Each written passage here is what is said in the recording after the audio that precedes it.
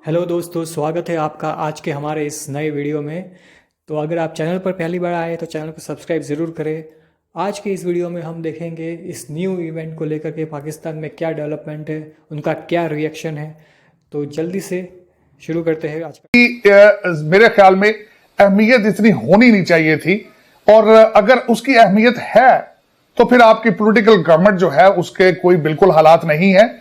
ISI के DG की appointment की वजह से अगर पूरा पाकिस्तान रुक गया है तो फिर इससे दुनिया में सबसे बड़ा मैसेज क्या जा रहा है कि फिर आपकी कोई वैल्यू नहीं है। आप ये मैसेज भेज रहे हैं पूरी दुनिया में कि जनरल फैज हमीद के बगैर आप गवर्नमेंट नहीं चला सकते, आप किसी काम के नहीं है। जनरल फैज हमीद अगर पेशावर कोर में चले जाते हैं, पेशावर वहां अपनी अपॉइंटमेंट पे चले जाते हैं तो आपकी गवर्नमेंट गिर जाएगी, आप कुछ भी कर नहीं सकेंगे, आप मफलूज हो जाएंगे। तो फिर इसमें तकवीयत मिलती है कि जिस तरीके से लोग ये कहते हैं कि आपकी पोजीशन एक इस्लामाबाद के मेयर की भी नहीं, तो आप इस बात को काउंटर किस तरह करेंगे। तो इन हालात में दुनिया ने कैलकुलेट कर लिया है। अमित शाह ने कहा है कि हम घुस के मारेंगे, आप फिर सर्जिकल स्ट्राइक करेंगे। मैं उसके तज्जिए में जाना चाह रहा था पहले इस हवाले से कि जिस तरीके से मोदी साहब ने इंडिया को यह रगमाल बना रखा है, और उनकी सिर्फ और सिर्फ सियासत तीन चीजों पे चलती है: पाकिस्तान को धमकी देना, पाकिस्तान के साथ वार मांगरिंग करना, वहां प्रोग्राम बनाना, कश्मीर पे जुल्म करना, और जो 23 करोड़ मुसलमान इंडिया में है उनकी जिंदगी पे जितना जुल्म करेंगे उतने ज्यादा वो वोट हासिल करते हैं, और ये उनकी कामयाबी का सीक्रेट है। उन्होंने एक ऐसी फिलॉसफी, मैं समझता हूं कि इतने वो दूर अंदेश हैं।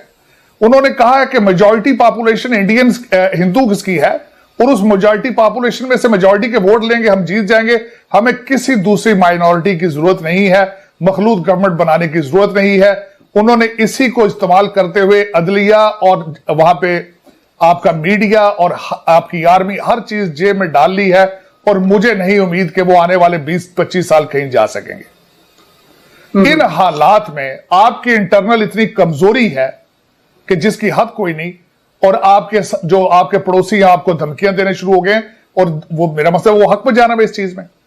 और दूसरा इसका सबसे बड़ा जो मैं एज ए पाकिस्तानी समझता हूं, और अमित शाह को आपके तो खैर किसी आपके जितनी जुगती कैबिनेट है किसी ने इस चीज का जवाब नहीं दिया। एक दूसरे को कोई चुड़ैल कह रहा है, कोई एक दूसरे को जिन कह रहा है, कोई कुछ कह रहा है, इन चीजों पे वो बिजी है, लेकिन किसी को यह जरूरत नहीं हुई कि अमित शाह की इस चीज का जवाब दे सके।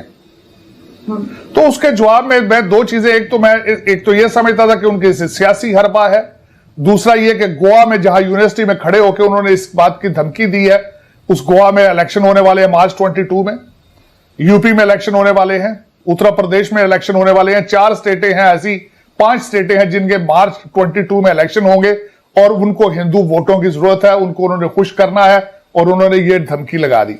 दूसरा, टोटल अगर देखा जाए तो 7 इंडियन स्टेटों में 2022 में इलेक्शन होने हैं, उन्होंने इस वजह से ये बढ़क मारी है। लेकिन अमित शाह साहब, मैं आपको ये खास करके बताना चाहूंगा कि पाकिस्तान को आपने एक ऐसा मुल्क समझ लिया है कि जिसको जब मर्जी चाहे आप डरा धमका लें।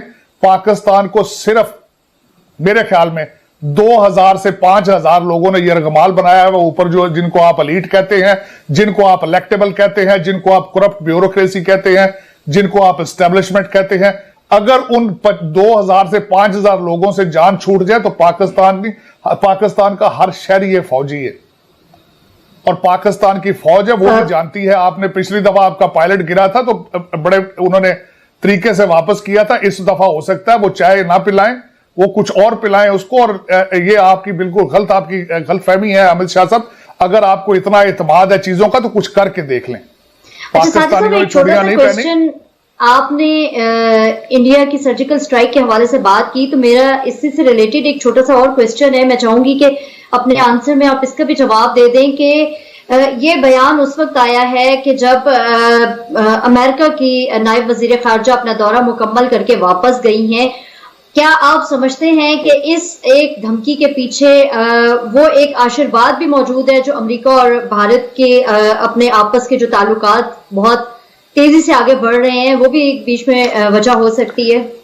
देखें, वो लाजमी वजह होगी। उसकी वजह शाज़िया आपके मीडिया ने एक सबसे बड़ी बात जो जिसको कवर नहीं किया और जिसको दबाना जा रहा है, बिल्कुल आप ये देखें कि आपके बे ऑफ बंगाल में मालाबार एक्सरसाइजेज हो रही हैं वहां पे, जिसका पहला वर्जन जो था अगस्त में हुआ था, और ये जो अभी वहां पे क्वाड अपनी एक्सरसाइज कर रहे हैं, जिसमें आपका रन विजय इंडिया का और सपूत्रा जो है उनके कैरियर हैं, ये भी हिस्सा ले रहे हैं। और बहुत बड़ी एक्सरसाइजेज हो रही हैं जिसमें उनके साथ जापान, ऑस्ट्रेलिया और अमेरिका ये मिलकर नेवल एक्सरसाइजेज कर रहे हैं वहां पे। इस वक्त आप आशीर्वाद की बात कर रहे हैं, अमेरिका और इंडिया वो एक दूसरे के साथ अनटूट एक दूसरे का हिस्सा बन चुके हैं। उसकी दूसरी सबसे बड़ी मिसाल मैं ये कहूंगा कि जयशंकर साहब, जो डॉक्टर जयशंकर हैं, उनके वजीर खारजा इस वक्त इजराइल के दौरे पर है, और जो नया एक इत्तेहाद हो रहा है, नया क्वाड बन रहा है वहां पे, वो ये है कि इंडिया, दुबई, इजराइल और अमेरिका ये इकट्ठे हो रहे हैं उस रीजन में आगे ग्रो करने के लिए, इकोनॉमी भी और डिफेंस भी। और इन हालात में आपकी अगर इस वक्त चीजें मैं अगर यहां बैठे हुए वॉशिंगटन डीसी में डिस्कस करूं, तो एक तो DGISI का स्टेटमेंट, आप अभी तक तोशाखाना का जवाब आपने नहीं दिया, नैब को आपने उस पर आपका तशवीश है, उसके बाद आपने कई और एक्सटेंशन आने वाली हैं। और सबसे बड़ी बात यह है कि खान साहब जो कहते हैं 22 साल की जद्दोजहद के बाद वो जीत कर आए हैं, मेरा ये क्वेश्चन मार्क होगा कि खान साहब हमेशा ये कहते थे नवाज शरीफ साहब जो है और जरदारी साहब ये कौमी असम्बली के सेशंस में नहीं आते। खान साहब आप जाते हैं, आप सवालों का जवाब देते हैं।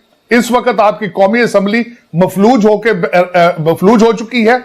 आप पूरी गवर्नमेंट चला रहे हैं ऑर्डिनेंस की वजह से। आपने एक ऐसी स्टैंप रखी, रबड़ स्टैंप, जो आप ऑर्डिनेंस बनाए जा रहे हैं और उस पे गवर्नमेंट चला रहे हैं।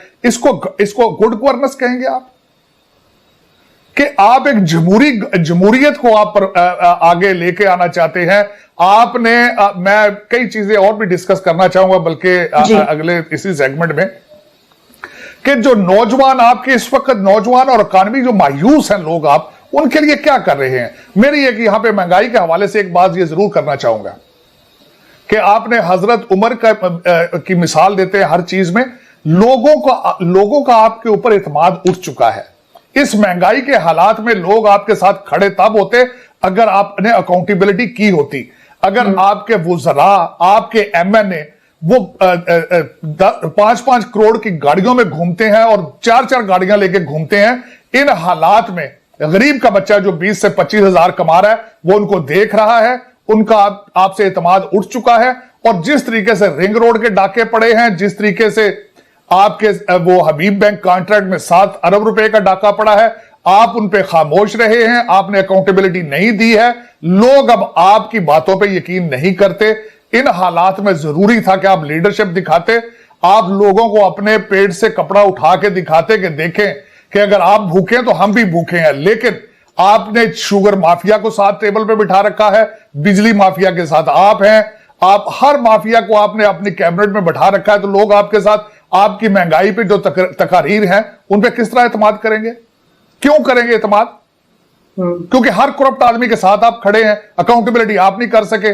और दूसरा, जो नैब में आपने तरामीम की है अमीर तबके को बचाने के लिए, तो उसमें लोग आपके ऊपर आपकी बातें क्यों सुने? अगले दिन आपके वो गंडापुर साहब ने जाके तकरीर कर दी है कि 9 रोटियों की बजाय 10 रोटियों पर बजाय 9 रोटियों पर गुजारा करें, 10 चीनी के चमचों पे 9 पे गुजारा करें। भाई खुद भी तो दिखाएं, आप तो खुद 10 करोड़ की गाड़ी पे घूम रहे हैं, आप खुद साइकिल पर हो तो लोग बात माने भी, ठीक है जी पेट्रोल हम देखें। यही मैं बात आज मैं थोड़ा सा एक चीज आपको बताना चाहूंगा कि ईरान में हालात खराब हुए इमाम खुमैनी दौर में, तो किसी ने जाके BBC का कोई बैठा था बंदा, इमाम खुमैनी से इंटरव्यू लेने लगा, तो उन्होंने कहा जी हालात बहुत खराब हो चुके हैं बाहर। तो आप इमाम खुमैनी दौर में किसी ईरानी से इंटरव्यू लिया, तो मार्केट में बैठा था ईरानी, तो उसने कहा कि आपके हालात बहुत खराब हो चुके हैं, आपका इमाम खुमैनी के बारे में क्या आइडिया है? उसने वो चीनी की डली जो ईरानी चाय में डाल के पीते हैं, उसने उठा के कहा था मुझे ये कॉन्फिडेंस है कि यही चीनी की डली मैं अपनी चाय में डालता हूं और मैं यही चीनी की डली इमाम खुमैनी भी अपनी चाय में डालते हूं। तो अगर कौम को इस तरीके से यकीन ना हो, आपके सारे जो आपके टेबल पर बैठे हुए लोग जो हैं इस वक्त, अगले दिन मैं हैरान हूं कि इरशाद भट्टी साहब ने एक प्रोग्राम में कहा है कि 20,000 इस वक्त आपकी एस्टेब्लिशमेंट और 20,000 लीडर ऐसे हैं जो डुअल नेशनलिटी रखते हैं। तो मेरा मकसद है कि अगर ये हालात हो मैं साफी साहब का एक प्रोग्राम देख रहा था, उन्होंने कहा था इस वक्त फौज के साथ जो हालात हैं, अगर कश्मकश शुरू होती है तो आपकी कैबिनेट में से 5 लोग भी, चैलेंज किया उन्होंने कि 5 लोग भी आपके साथ खड़े नहीं होंगे। अगर ये हालात हो तो आपकी कैबिनेट आपके साथ। वीडियो कैसा लगा ये कमेंट बॉक्स में ज़रूर बताएं और अगर चैनल को सब्सक्राइब नहीं किया है तो सब्सक्राइब कर ले। मिलते हैं अगले वीडियो में। Thank you.